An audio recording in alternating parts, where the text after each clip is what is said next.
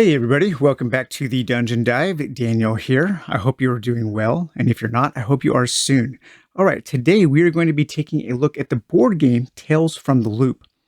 Tales from the Loop began its life as a book of art, which became kind of the basis of a book of lore and of a background to a world. Then it became an RPG from Free League that utilized the Mutant Year Zero game engine. I have never played Tales from the Loop, the RPG. I've read the book. I have, however, played extensively Mutant Year Zero, and I really like the system. So I'm pretty sure I'm really going to like the system of the RPG because I do like the game that it is based upon, and I also really do like the lore and the world. So this is based on an 80s that never was. You can think of Tales from the Loop as being something like Scooby-Doo meets X-Files and Stranger Things, something like that. And so this says that it is based on the 80s that never was. Things are not quite as you remember them. The 80s of this game are filled with strange technology and top-secret government-run projects. The twin large particle accelerators in Sweden and the US are still active. Balanced autonomous systems, commonly known as robots, are commonplace, and 10,000-ton Gauss freighters traffic the tundra route to Siberia. This is the era of Tales from the Loop. So basically, scientists got together in the 60s and the 70s, and they created these particle accelerators that kind of ramped up the progress of technology, but in doing so, also kind of opened these portals to weird dimensions and weird creatures and things that came through and just made the world a different place. So the board game does come with this book of the World of the Loops. You can read a little bit about the lore if you don't have the RPG books or the art book. And then it also comes with this rule book. And basically what you are going to be doing in the game is you are going to be playing as a group of high school kids. You can play from up to 2 to 5, I believe. And you are going to be solving mysteries. And those kids come in the flavor of their classes are your kind of standard stereotypical high school cliques here. So we have like Jonas, the hick. We have Lena, the popular girl. We have Alex, the troublemaker. Sasha, the computer geek. Veronica, the metalhead. And Stefan, the jock. And in this game that I am playing now, I am playing as Niels, the weirdo, and Clara, the bookworm. So each of the kids, there's not a lot of difference in the kids. Each of the kids does have a stat, one stat that they excel at, and one stat that they are weak at. So the top one dictates what they are good at, and the bottom one dictates what they are bad at. And that actually has to do with your dice pool. So if you have to do a stat check and a skill that you are good at, you can roll 5 dice. In a skill that you are bad at, you will probably only roll 2 dice. In a skill that you're neither good nor bad at, you will most likely roll 3 dice. And then you could also use items and different other abilities to add or subtract dice to those dice pools. You are rolling all of them and trying to get 6s for successes. In addition to those 2 stats, each of the kids is also going to be differentiated between their starting item, which is called an iconic item. And these iconic items are kind of your typical things that you would see in an old 80s movie or perhaps a Stephen King book. You have things like baseball bats, firecrackers, boom boxes, eyeliner, epoxy glue, sneakers, school books, serial cables, windproof lighters, a trick bike, a VIC-20 computer, AV cables, pocket knives, and Walkmans.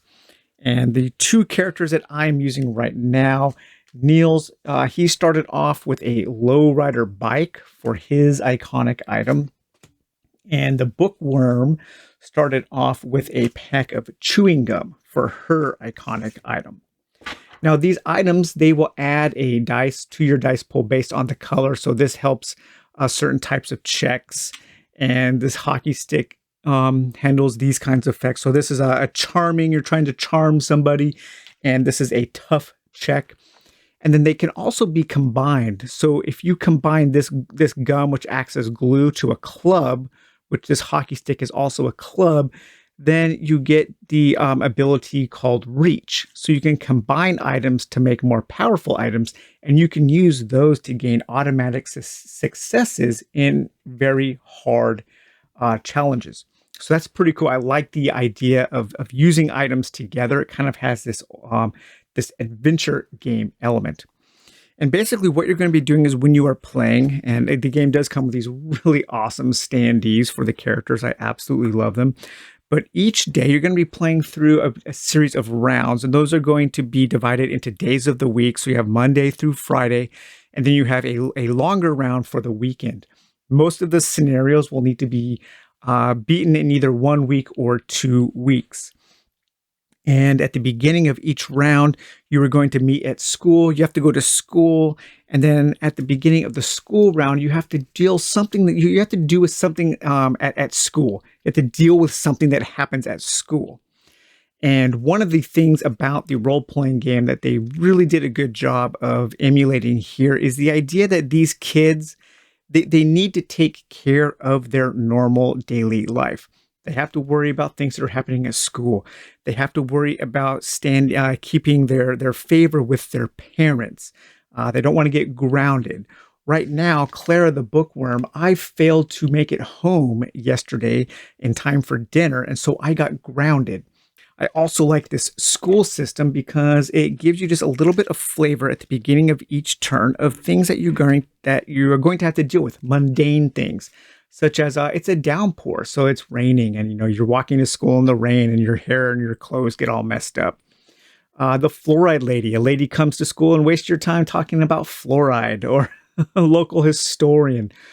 Maybe you have a substitute teacher, and you can charm the teacher. Let you know that Mr. Hansen always lets us leave early, and if you pass a charm tech, you get extra time for that day. Super cool, very thematic. There's a new kid in class. If you can charm him to be your friend, you might gain an item. Maybe he'll loan you his boombox or something like that. In addition to having to deal with things at school, deal with those kind of mundane tasks, at the beginning of each week, each kid is dealt 2 chore cards, and then you get to choose to pick one. And these chore cards will have something that you need to take care of during the week. If you take care of it, you usually get more of your victory points that you need to win the scenario. And if you don't take care of it, then something bad happens. And so you might have things like family night out or weekly cleaning. The next part. I've waited a year for the next book in this series. Okay, that's pretty cool. So for your chore here, you want to get to the bookstore to get your new book. Picking up the monster, or robot fascination, hockey practice, worst cousins, cramming for tests, an upcoming birthday, all kinds of different things that you have to take care of during the week. So that's another kind of thing you have to juggle. There's a lot of pieces up in the air that you're having to juggle. You're having to juggle what you're doing at school, taking care of your chores, and then also you want to deal with traveling around the land here and working on solving the different rumors that will make up the scenario. So in the book, or in the base game, there are a number of different scenarios, I think like 6. One's electric bully, or the passenger, or the light fantastic. And each of these scenarios will have a beginning card that's going to tell you how you're going to set up. It's going to tell you which cards to include in your rumor set. So each scenario will come with a number of different rumor cards. And these rumor cards are the various random events that you will have to face, the little quests that you will have to undertake as you are traveling through the land. And then there is also a stack of generic rumor cards that are used in just about all of the scenarios. And so in addition to those rumor cards, and the rumor cards show which location they're going to be at, and as they appear on this track down here, you will put out these rumor tokens so you have an idea of where you need to go. And then you also get a set of diary cards, and these are the cards that are going to walk you through the story, telling you what you need to do to progress and telling you what you need to do to win. I am playing the scenario right now called the Mystery Islands, and this is kind of a sandbox scenario where you can use the generic rumor cards to just kind of travel around the land. And in this scenario, your kids are trying to make a video for the video club using a new VHS camera that one of them got for Christmas. So you just want to travel around and successfully solve as many rumor cards as you can before your time runs out to gain a certain number of victory points to win the game. So in addition to your chores, in addition to the things you want to do at school, in addition to the rumor cards and the various scenarios, other things you're going to have to deal with are these robots. So there are these sentry robots that are roaming the land, and they will move from square to square and or location to location. And depending on where they are at, they can be either have a routine programming, or they can become alert, where they become harder to dodge, harder to move around, and they will sometimes pick up the kids. They will alert the authorities to the kids being in places that they are not supposed to be. And each of the robots has a certain kind of movement, a certain kind of power. And then they also have these firewalls, which the firewalls, you can scout the robots to figure out what their firewalls are. And then you can actually hack these robots using certain skill checks. And if you successfully hack the robots, they will become unalert. And then you can kind of use them as a vehicle. You can move them around. In some scenarios, you will have to hack the robots to move them to certain locations to allow them to do certain things for the kids that maybe the kids can't do themselves. So overall, I think, as you can see, just looking at it, just talking about how the different aspects work together, the game is very thematic, and it does a very good job of emulating the theme from the role-playing game. While I am playing Tales from the Loop, I am thinking about, okay, so what's going to happen at school today? How is this going to impact, what I'm doing? Will I be, maybe I get detention after school and it locks one of my action points, and so I have fewer actions to take. Maybe one of my chores is coming due and I haven't done it yet. So I need to think, okay, so I need to take care of my chore out here, but my chore has to do with way up here, maybe in the Magnetrine docks. But the rumor that I need to solve is all the way down here. So how are we going to do that as a group? I know I can take a bus up this route here. Maybe I can take I can call my parents for a ride. So you can get rides from your parents, but you have to be in good favor with your parents to get a ride. Every time you bother your parents to get a ride out to some crazy location, you lose a little bit of favor with your parents. And if your favor ever gets all the way down, then you get grounded. And if you get grounded, you have to lock 2 of your action cubes in the grounded section, and those don't get released until your favor improves with your parents. I really like that system. It's a good mechanism, and it's also very thematic. Clara, the bookworm, she got grounded because during one turn I asked for a ride, so that lost me some favor. And in the next turn, I didn't make it home to dinner. So at the end of each round, you need to make it back to each of the kids' home sectors. Her home is in like Sector G or Hogby, and then Neil's home is in Spanviken, Sector B. So you have to get back home to have dinner with your parents. And then that is a way that you can heal. It's a way that you can gain favor. It's a way that you can become ungrounded. And as you are playing the game, you're going to be pushing your character. And as you push them, they can become exhausted. They can become upset. They can become scared, and they can become injured. You might have to rest or do certain things to alleviate those negative conditions. And those are negative conditions that a kid might face. So all of this just works together to create a very thematic and pretty interesting game. Unfortunately, the rule book is not great. And that is kind of weird, seeing as how Free League is really good at writing RPG rule books. I think their RPG books are some of the better written RPG books, and I almost never have trouble learning how to play their games from their rule books. So it is interesting to me that some of the rules for the board game version would be so poorly written. there seems to be a lot of ambiguity about how to do certain things, a lot of ambiguity about some of the edge cases, and especially has to do with the way the way that the robots might flip between alert and routine and how they operate.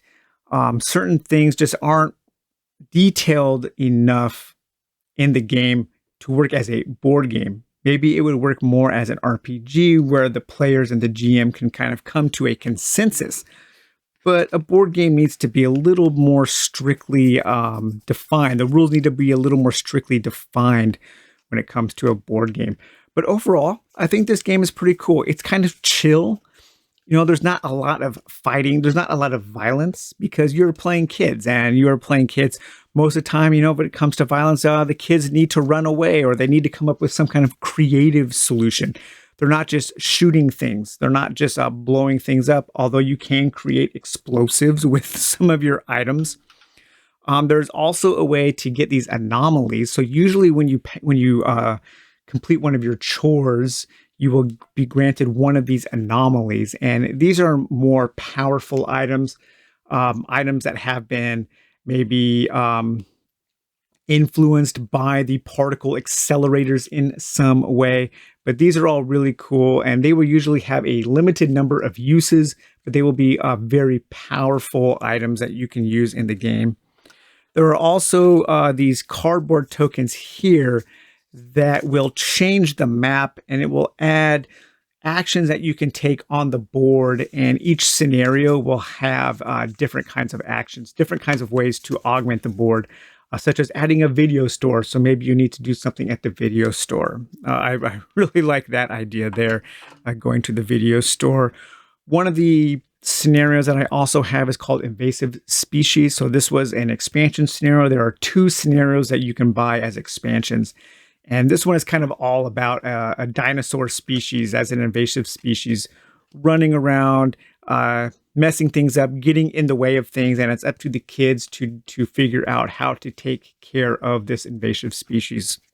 So that's really fun there. But yeah, if you can get through the rule book, I think a couple reads of the rule book, and then as you start to play a couple turns, most of the games does start to make sense. It really does need an official FAQ though. And it probably does need a better rewrite of the rule book. There are a few too many ambiguities for me to rest easily about this game. And it does take a little bit of work. It does come with this nice summary sheet where you get the order of play, what your different traits are, how to combine your different items into the more powerful items, what your conditions are, and the rule of insight and enigma. Enigma, easier said than done, right? Or easier done than said, I guess. But insight are good points. Enigma are bad points. You're usually trying in each scenario, to do what the scenario says to get more insight while keeping your enigma down. And you're trying to do that in a certain amount of time, usually 1 or 2 weeks. So overall, I think the game is pretty fun. It's not fantastic. I don't think it's one of the better adventure games, but it is one of the more thematic adventure games. And it is a theme that does make the game feel different because you are dealing with kids and you are dealing with things that high school kids would worry about. I do like the way that the action system works. So you have these action cubes and you spend these as points.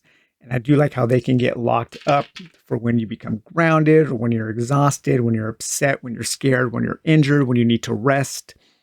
So sometimes you will start a turn with not a lot of actions, but that kind of makes sense. As a kid, you just kind of get worn down sometimes, or you're mad at your parents, you're sad, you're depressed in high school because your life isn't working out, and so you just kind of want to like go home and curl up in bed or something. The different scenarios, they do play and feel different. I like that it does come with this mystery islands, this more of this kind of a sandbox mode where if you just kind of want to have a real like kind of chill game and just kind of enjoy living the life of these kids for a couple hours while you were playing. If the rule book was like super well written and really precise, I think this game would be a hard recommend. especially if you are looking for something that's a little different, that gives you a different feel. But with the rulebook issues, I think I could say that if the theme appeals to you, if you like 80s movies, if you like old Stephen King novels, and if you like things like Stranger Things, then I think this is a game that you could still kind of like bumble your way through the rulebook and get to the good stuff. And there is a lot of good stuff. Just know it does take a little bit of work to get there. Sorry, guys. Well, I hope you enjoyed taking this look at Tales from the Loop, and we will talk to you later. Bye bye.